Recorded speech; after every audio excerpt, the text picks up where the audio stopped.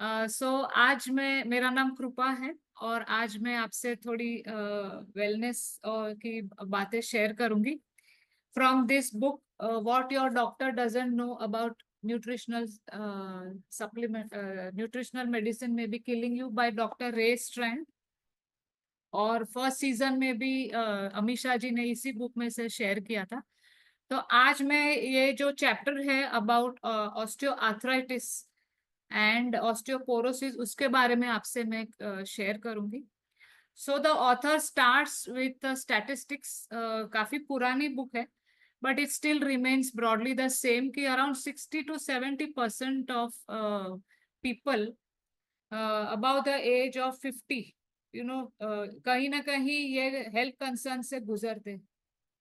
और वो बोलते हैं कि अगर आपको सुबह उठते ही कुछ ऐसे सिम्टम्स नजर आते हैं जैसे आपको बॉडी की स्टिफनेस हो जाती है या आपको फिंगर्स पे स्वेलिंग दिखता है या जब आप बैठे हो और उठने के टाइम आपके घुटने दर्द होते हैं तो ये एक इंडिकेशन है कि कहीं ना कहीं ये आपको ऑस्टियोआर्थराइटिस की शुरुआत हुई है।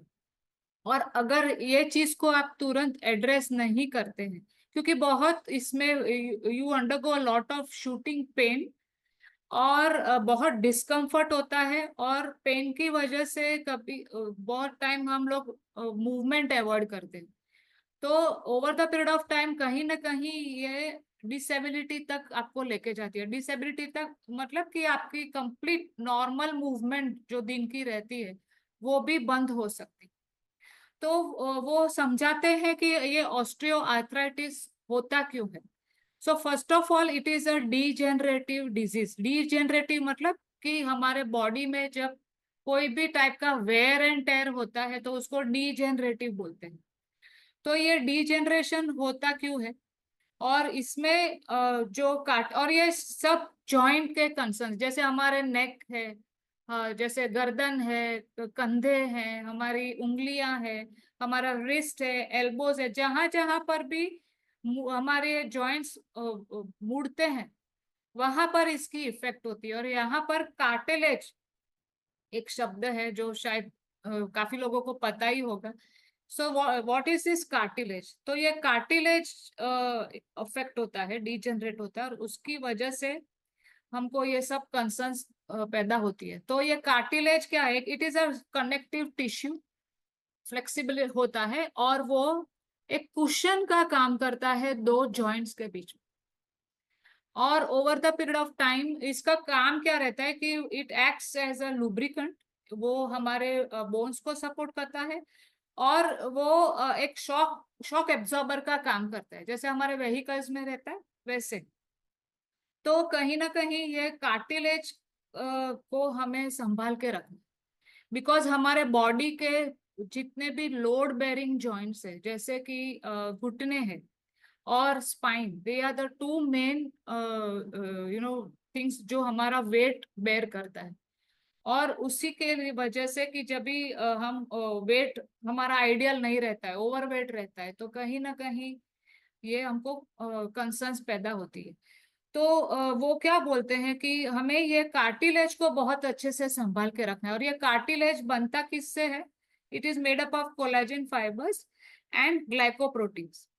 और वो बोलते हैं कि the structural integrity of this human cartilage is continuously going through this process of building the cartilage. जितना वेयर एंड टेयर होता है कार्टिलेज का उतना ही उसके सामने उसका प्रोडक्शन होना भी बहुत जरूरी है, right, because that is the main thing which is protecting our healthy bones. So he is saying कि ये सब when a joint begins to wear out, we know that either the breakdown of cartilage has increased or the production of the cartilage has decreased। और उसी की वजह से हमें ये सब प्रॉब्लम्स, जॉइंट के प्रॉब्लम्स खड़े होते हैं एंड इन्फ्लेमेशन के प्रॉब्लम्स होते हैं। और एक चीज वो वहां पर मेंशन करते हैं कि अगर हमारा आइडियल वेट नहीं है, हम बोलते हैं ना कि वेट को संभाल के रखना चाहिए क्योंकि अगर वो हम लोग को जॉइंट्स दुखते हैं ना तो we avoid walking, we keep sitting. so we gain weight. So it is a continuous cycle.